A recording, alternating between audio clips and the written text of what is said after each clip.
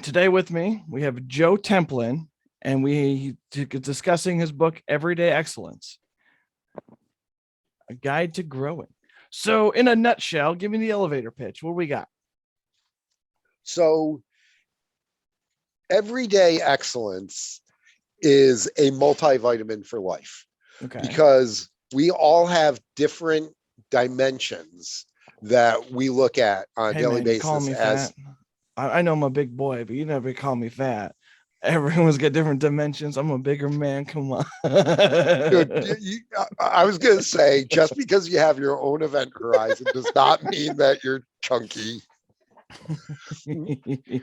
I kid. I like this. This is going to be fun.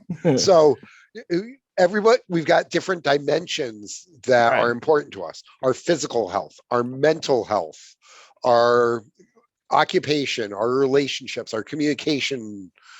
So if you look, the natural tendency is to deteriorate towards entropy, towards chaos, to decline over time, unless we exert effort over it. And it's amazing.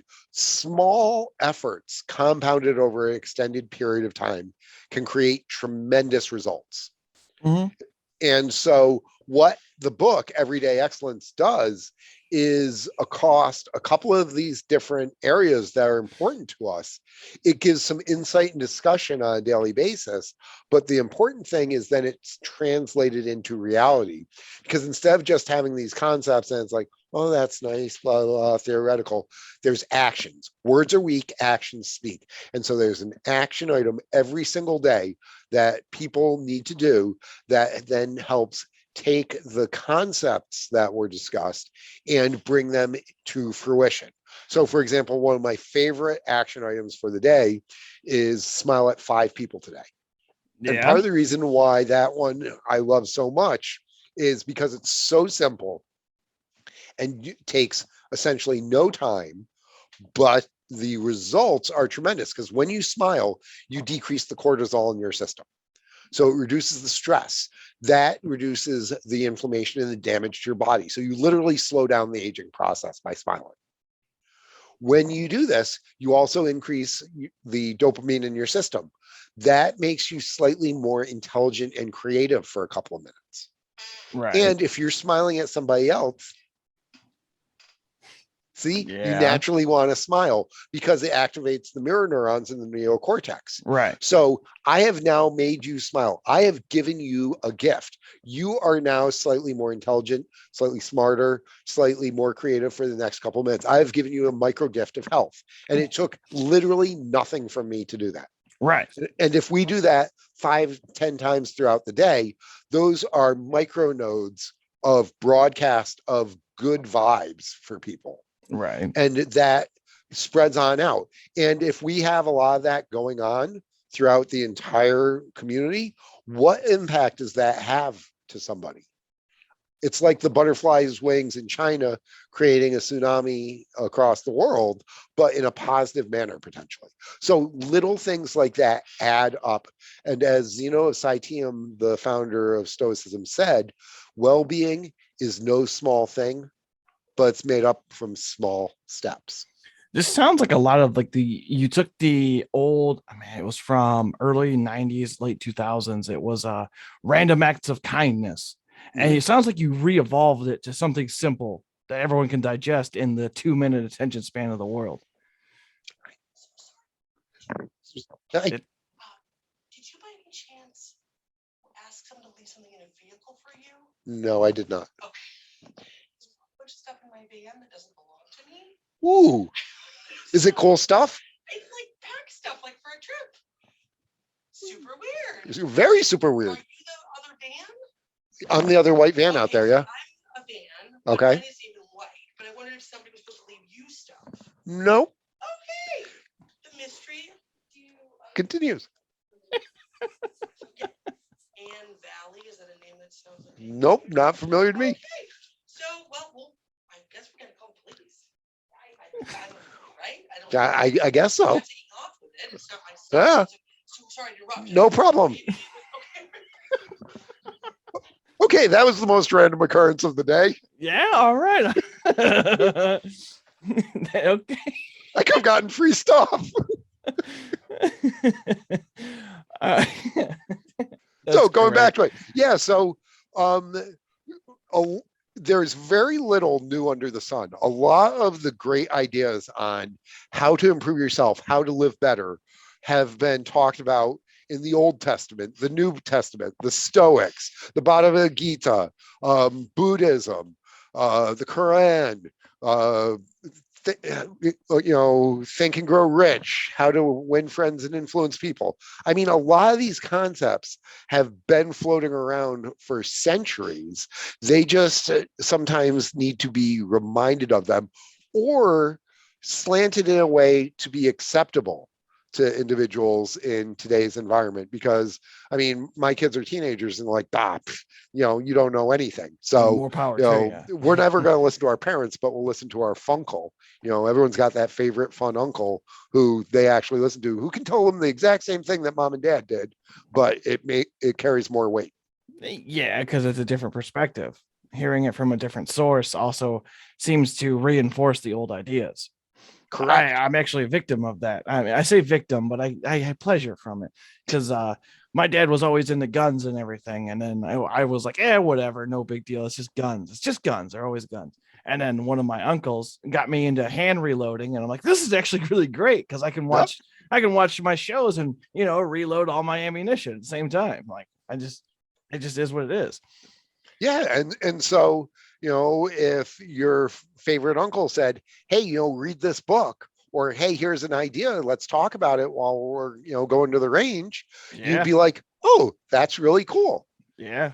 And It got to a certain I'm a point. range instructor, so the concepts that we use in terms of safety, Oh, geez. I apply them with my Cub Scouts. I start teaching them when they're getting their whittling chit. When they start doing slingshots, we reinforce the same safety measures and procedures and commands that they're going to get when they're doing 22s or shotguns, so Right. that they have that attitude of safety and they've built in the protocols.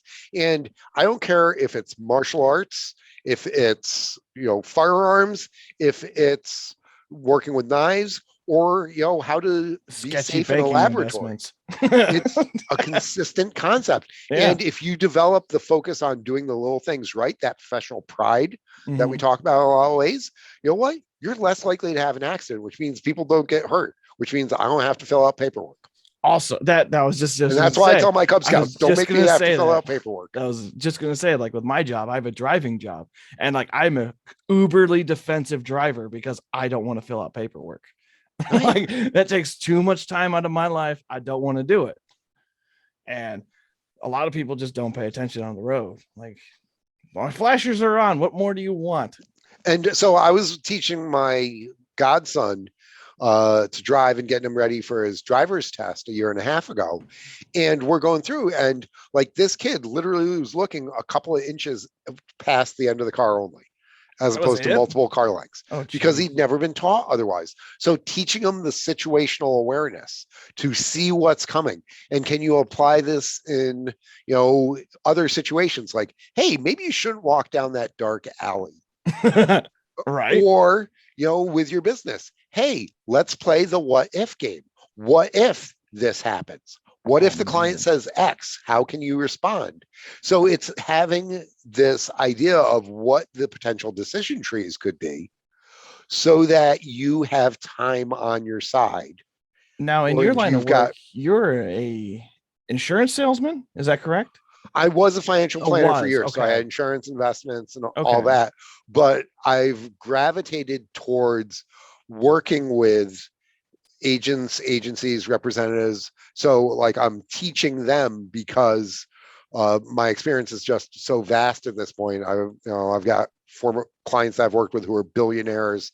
I've literally qualified for some of the most prestigious things. Early in my career, I made up for my lack of movie star good looks and sales skill and wonderful market by just outworking everybody. Yeah. And literally, by my second year, I was doing more than my peers in my office, all of them combined. not because I was that much smarter than them, even though I was, but I outworked them, and I applied the principles of martial arts of, just repetitive practice on your details and your Right. fundamentals Right. and building up from there. I applied that to my business career. Yeah. And that's what gave me the tactical advantage, because as Bruce Lee said, I don't fear the man who has practiced 10,000 kicks once. I fear the man who has practiced one kick 10,000 times. I Mhm. practiced all that language thousands and thousands of times. So it was completely ingrained in me. I studied psychology. I studied performance. I studied the financial markets. I studied the tax code. I literally read every page of the tax code. So my understanding of That's the a lot to subject take matter in. That's a was lot. well beyond anybody else's. So as Sun Tzu says in The Art of War, he who knows his enemy and himself will ever be victorious in battle. Right. I mean, that's a lot like what my dad used to say. He was a supervisor for a railroad. Mhm. And he always said something along the lines of, I don't need a character. I don't need to portray myself, because once I work up a reputation, people will just naturally flock to me. And I Correct. didn't really understand that when I was a teenager, but teenagers know everything. So why Of would I course, know? and dads are idiots. Yeah. I mean, yeah, it's just he may have said some smart words. But it kind of comes down to like a lot of what he said is like really resonating with me in my early 30s now. And I'm just like, man, I should have listened more. You know what? We get to that point. Like after my kids were born, I used to go and apologize to my mom. Mom, I'm sorry. You wished upon me one like me. I have three. And she's like, which one and what do they do this time? Oh man, I bet that's a handful. 3 of them. Oh, yeah. And like I said, they're all versions of me in some capacity. Are they And with two of them like are special needs on would top of they within like 2 years of themselves it. of each other? My oldest is 17, my middleest is 15, and my youngest is 11. Oh, okay. That's a good healthy range then. Yep. Like me and my brother were 2 years apart, and I mean, at a certain point, it was like, yeah, like just whatever. We know what we're doing. We could both do whatever. Like it's no big deal. We had 6 of us within 9 years in my family. That my is older brother is my insane. Irish twin. So yeah, there's a reason, we grew up out in farm country, and my mom would kick us out and say, I don't want to see you until lunchtime. Right. Don't die. Right. Yeah. I mean, I'm right there with you. I'm kind of a homesteader right now. Like I'm looking at doing my own meat bird processing thing. I got chickens in the back right now, but I'm looking at doing more processing and getting at least 1% of my food for the year through them, because I don't know if you want to talk about it, but I'm not too confident in this economy right now. You know what? I'm not either. And part of it is because I'm not too confident in the leadership that we've had in this country for the past 25 plus years. And I don't see any changes coming in the next 5 to 10. And so we're going to get the leadership that we deserve as a country. I'm thinking that might actually change if we actually get populist in. I mean, do you want to go down this political talk? Because we can. We can. And I'm a libertarian. So, me too. I'm a small I want to libertarian. see people get elected who are not career politicians and not career lawyers. Right. I want to see somebody get elected who has built stuff and not inherited daddy's money and underperformed the markets. Right. I want to see somebody I was a big fan of Gary Johnson because he built a company from scratch, didn't inherit it. And he knew that the job of government is to do as little as possible to interfere with the individuals. The government should be so cranked up with itself, it does nothing. Well, the other component on it is that we have really evolved into corporatism as opposed to capitalism. So corporatism is where you've got the big moneyed interests buying the politicians who then pass the laws that support them. And so it is putting up these walls that keep out innovation and small companies, which is the engine of our economy. It is the startup companies, the mom and pops, the 10-person firms that are creating the jobs and creating the economic ripples locally, as opposed to the giant Walmart where they're asking for tax subsidies to come on into an area where they're then going to destroy 2.4 jobs for everyone that they create, and they're going to extract $1 million plus from them every single year to the pockets of the ownership of them, Right. while having more people on public assistant benefits, so their workers can't even afford to shop in their stores. Right. I mean, what was it? 60% of all Walmart employees are on food stamps. Yeah. I was one of them.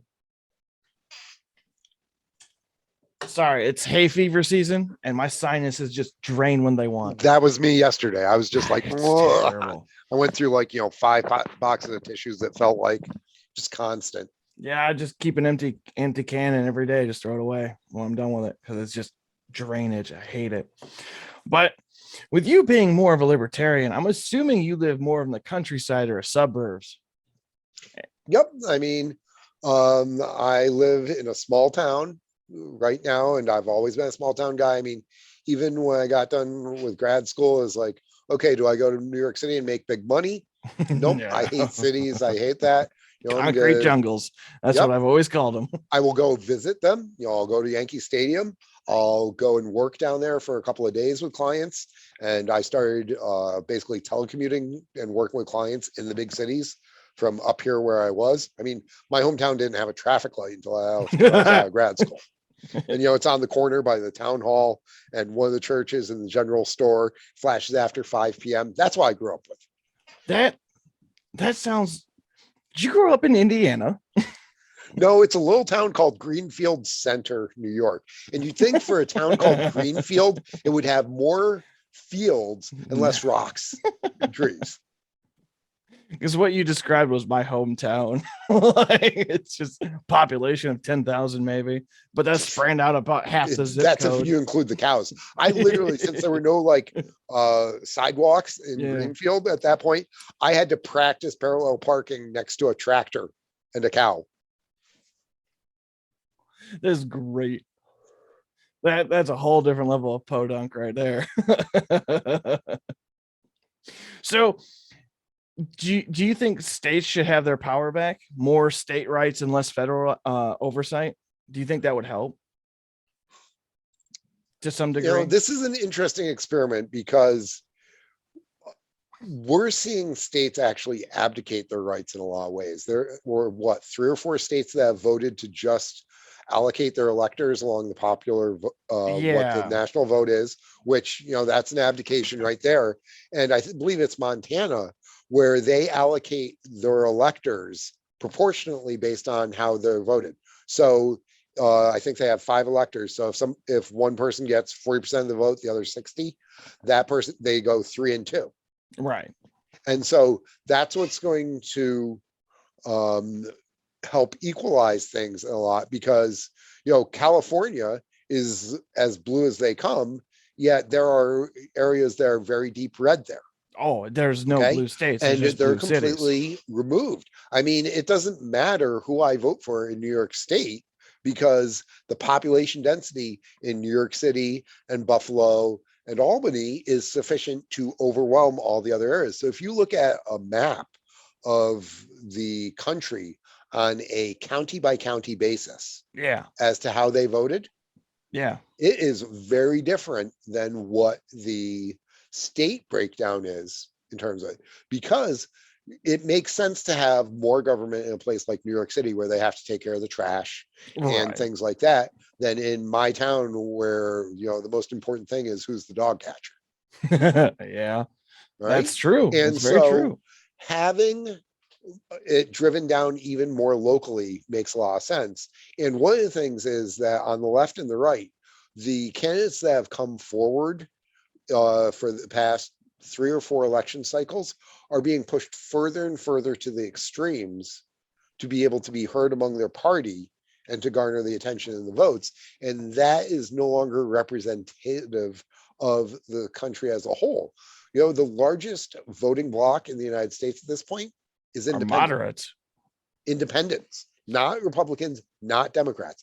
Independents make up 40% of. Wouldn't moderates also be considered independents at that point? They could be. because Because there's I different mean, ways of slicing it. the way I've seen it lately, last 4 years is pretty much when I really got into the politic world. And it seems like the left has picked up their goal sign and chucked it miles and miles away. In order to counteract that, the right had to do the same thing. So it left an Exactly. empty field of just people standing there going, you're both too extreme. And Right. that's And why so I'm they're saying voting more for populist. the lesser of two evils. Right. And you know what? That it's still evil. Right. Right. And because the two political parties control the debates and all that, going back to 8 years ago or 6 years ago, Gary Johnson was not allowed to on the debate. You know what? Having a strong independent third party, or really what I'd like to see is I'd like to see us have a 4-party system where it's basically a quadrant and the two axes are fiscal Right. and Authoritarianism. societal, essentially. Oh, okay.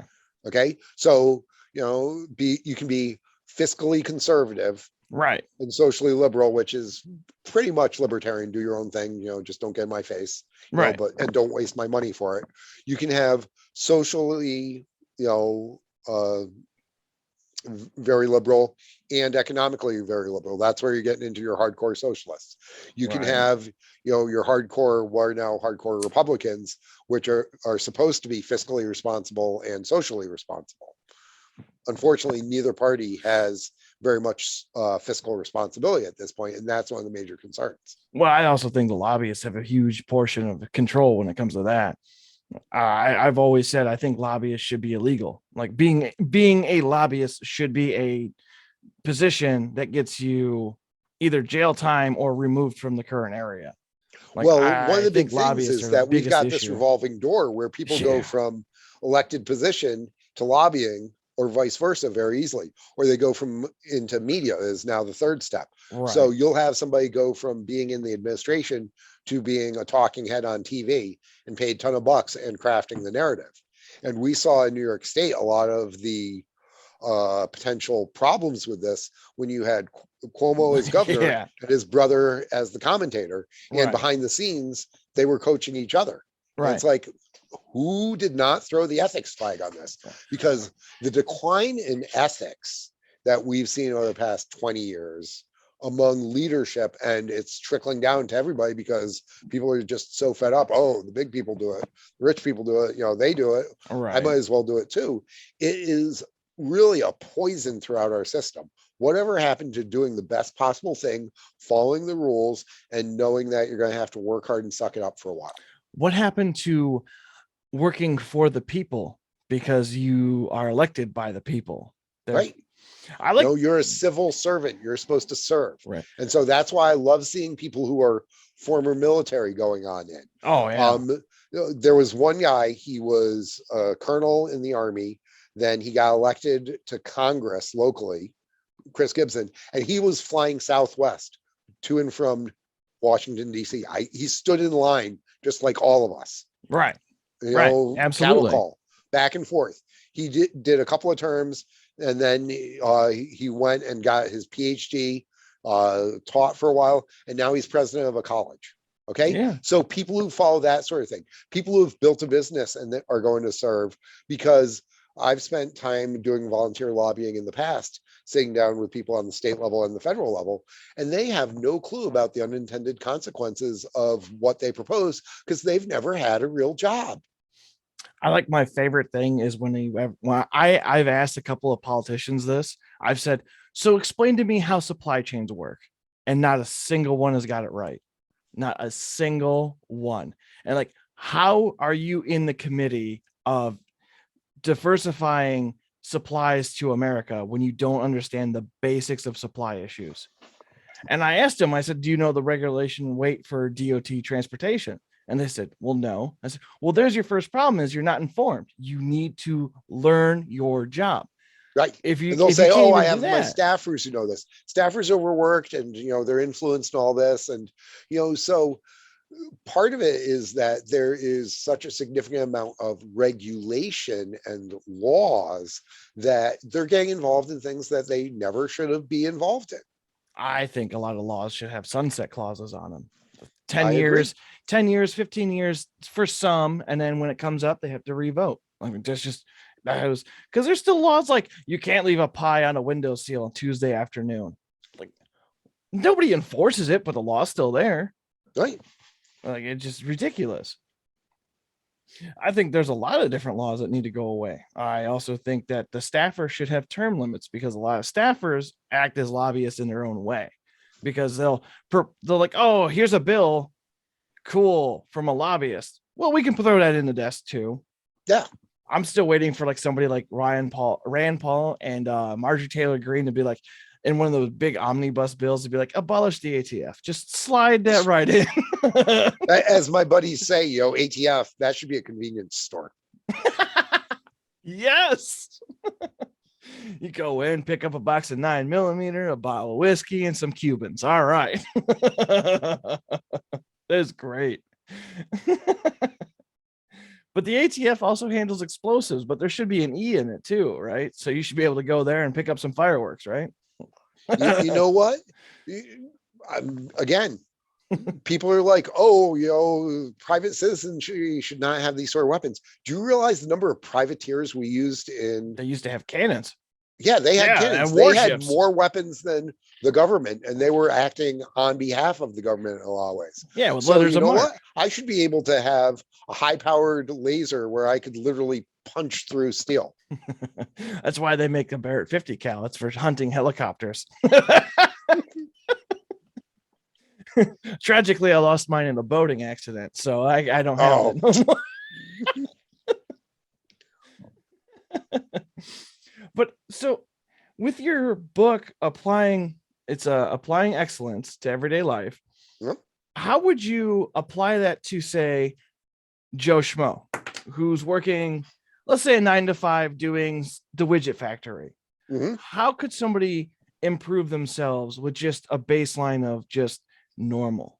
Okay, so if you look, 9 out of 10 leading causes of death in the United States are lifestyle based. Okay. All right. 40+% of Americans are obese. I'm one of them. Okay. Right now, 20% of our kids are obese. When I was a Yes. kid, that was 5%. So that's going to create lifelong problems for them. And I part of it's mean- because they're not getting enough exercise at school. They're not getting recess. not We getting a also chance to run have an around, epidemic which of the young minds need to develop. right. We also have an epidemic of fat homeless people.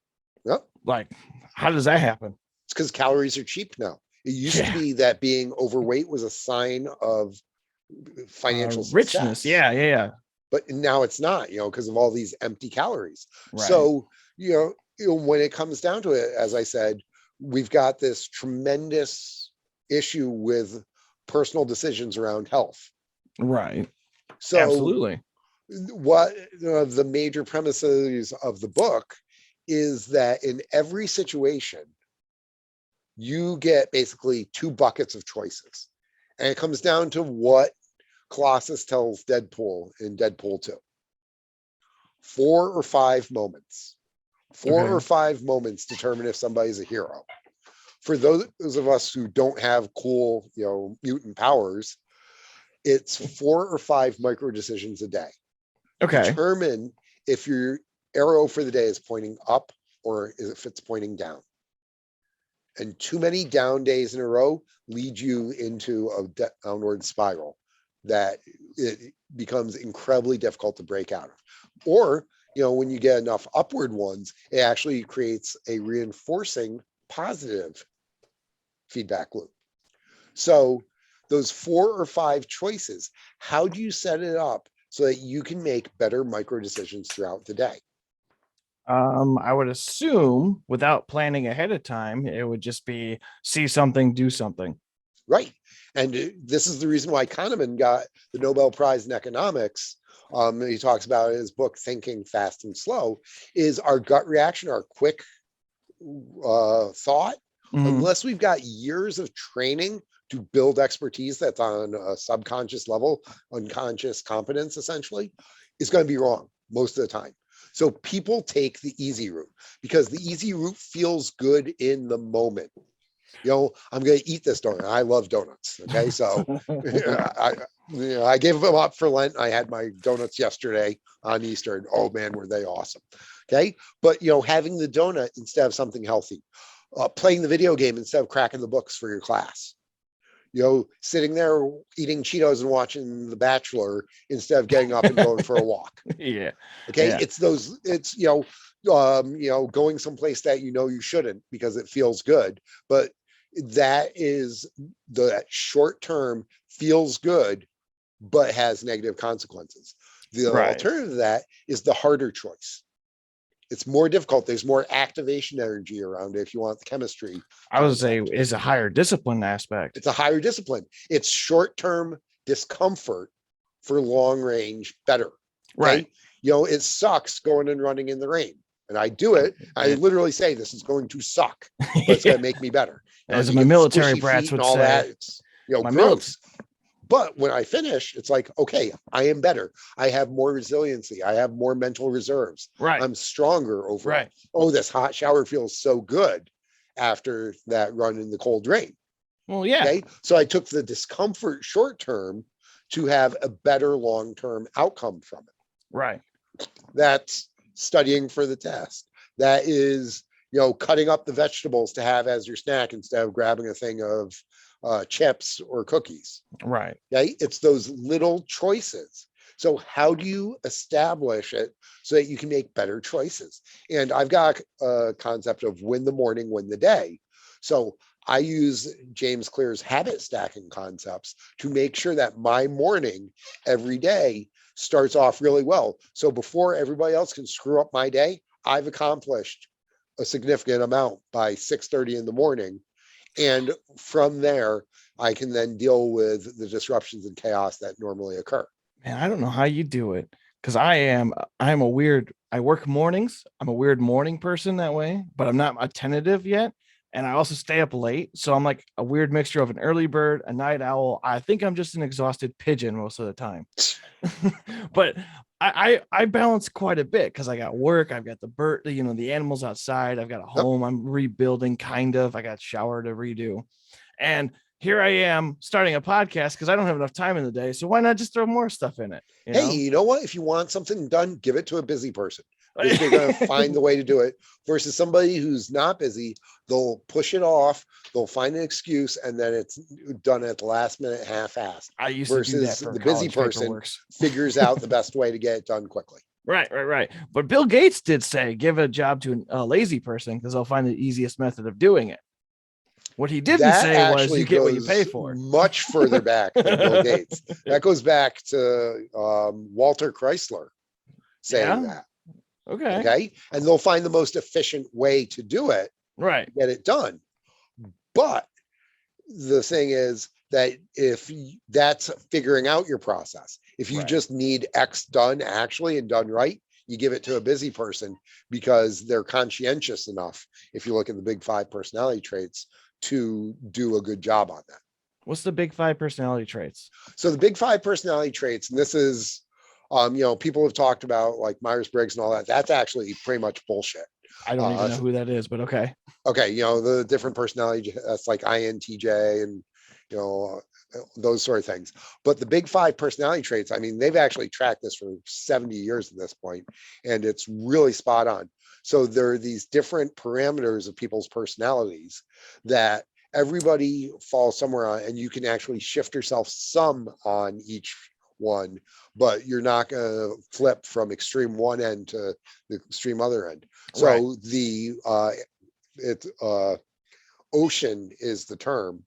So openness, conscientiousness, extroversion, agreeableness, and neuroticism.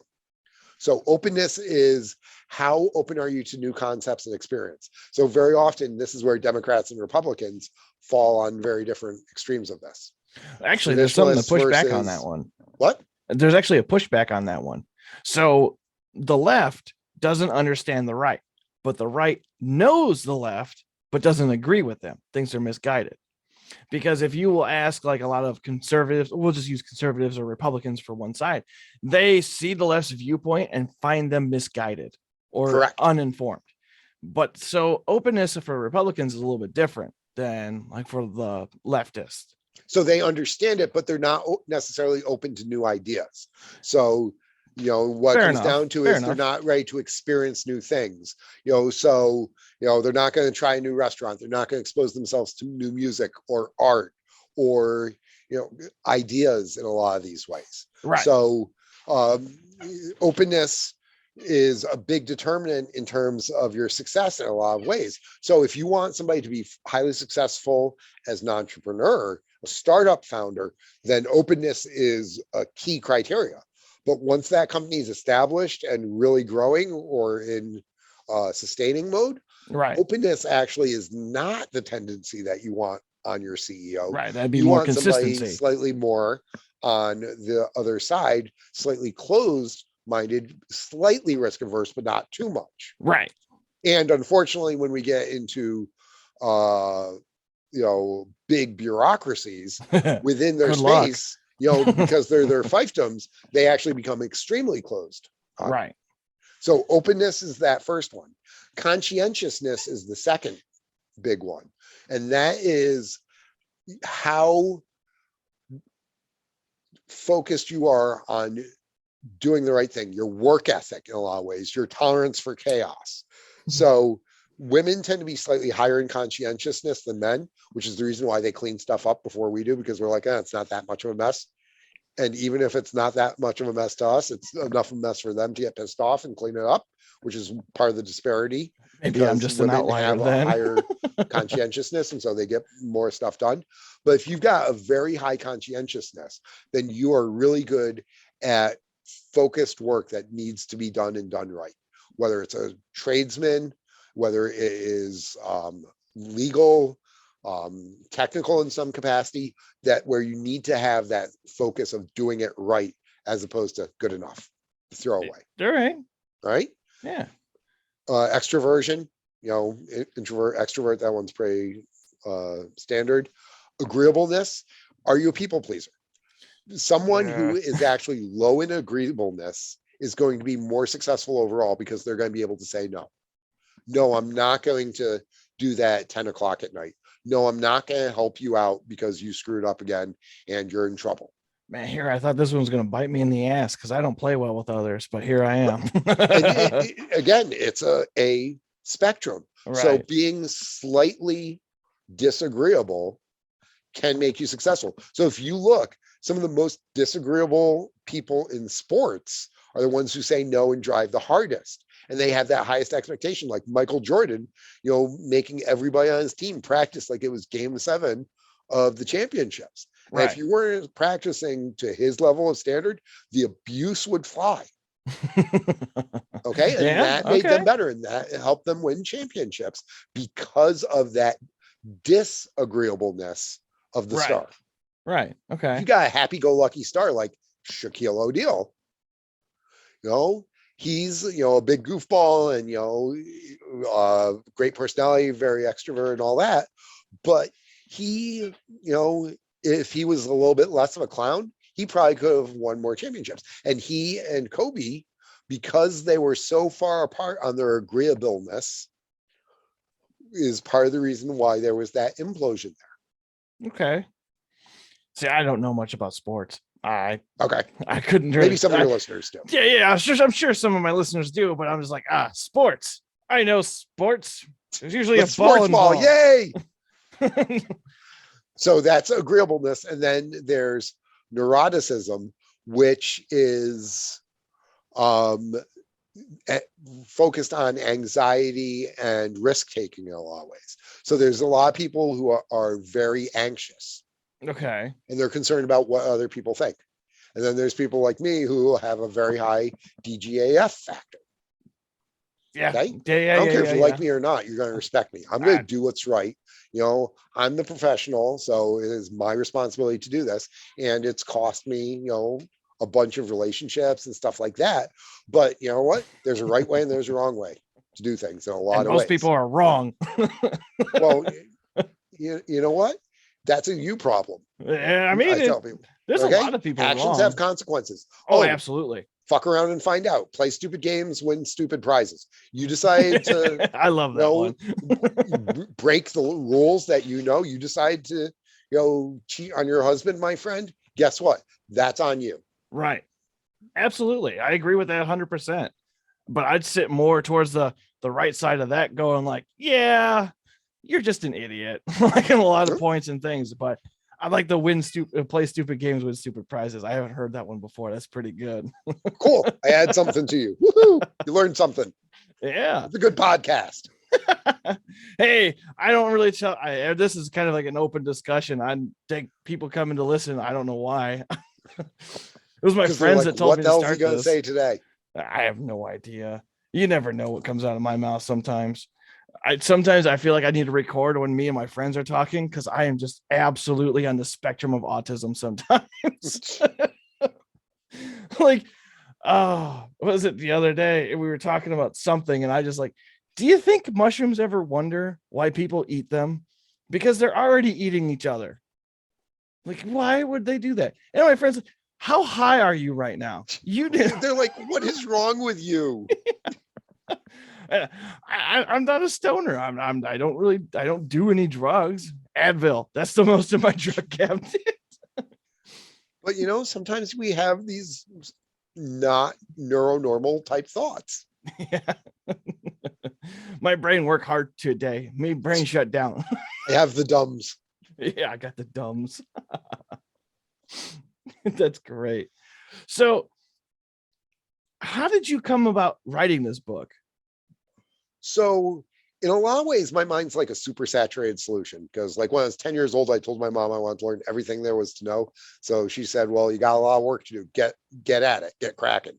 So I try and learn new things all the time, whether it's new facts, new concepts, new perspectives on things from talking with people like you. So that's one of the reasons why I love doing this, because I get to take away as much as I give. And I just filled my brain with stuff like this.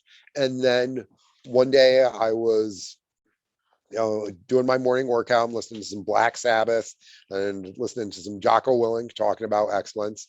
And it hit me, excellence is a habit. Habits need to be practiced every day. Everyday excellence. And then boom, I had the concept of quote, discussion, action item. I literally put the kettlebell down, ran upstairs, and brain barfed out for like 5 minutes, the whole idea around the book, and then went back down and finished my workout. And from there, I went about starting to construct it once I had this vision of what it would be.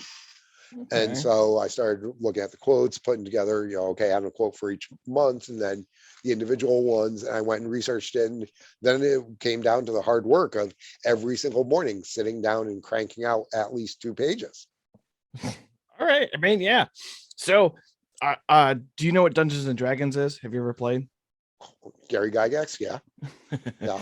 So right now I'm actually making a D&D campaign, and for my friends, because they like, we want to play. Steve, you're the only one that ever DM'd a game. Sure.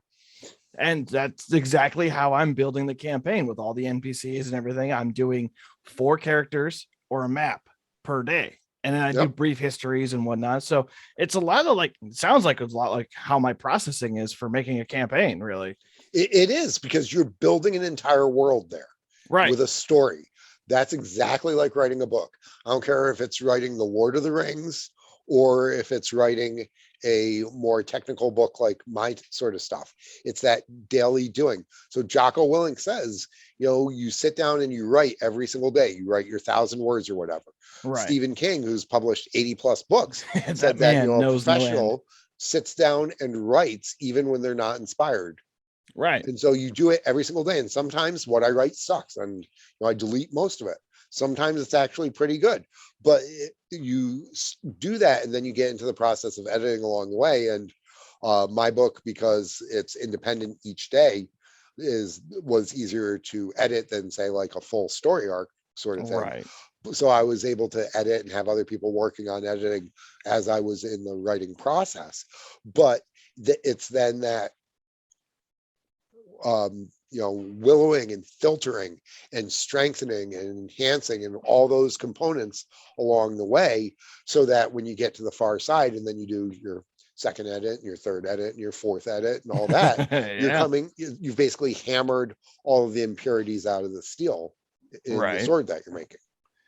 So I know you have another podcast to get to, but I'm going to ask one final question, and this is going to be a little bit off topic completely.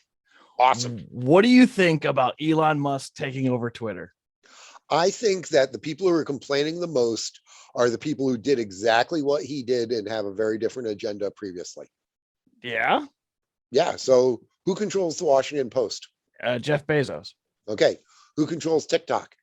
I believe it's Tencent, which is controlled by the CCP, which is Xi The Chinese Jinping. government. Yeah. Okay. So Musk is more libertarian than the others. I mean, you got to remember, he's not a U.S. citizen, so it's not like he can be president. I mean, he's from South Africa. Right. He's got also a longer range vision for what humanity can do. Well, He yeah, wants he's to building get us off the spaceships. planet. Yeah. Okay. So he also, one of the things is he wants it as unregulated as possible. He wants it to be a free for all. Right. Within the One, law, because I it's think, according to entertaining. his TED Two, Talk. because better ideas come on out. And three, the debate of ideas is how they clarify that your thinking. And if you can have two ideas that interact and then have little baby ideas, everybody benefits from that. So Right. having a more open source environment in that case is going to lead to better outcomes. So my opinion on this is he's just really bored and he has nothing better to do besides cause panic on Twitter, because he's a Twitter troll. That's what he does. That's how he gets his kicks. So this is what better way of doing it than just like, yeah, let's stir the pot.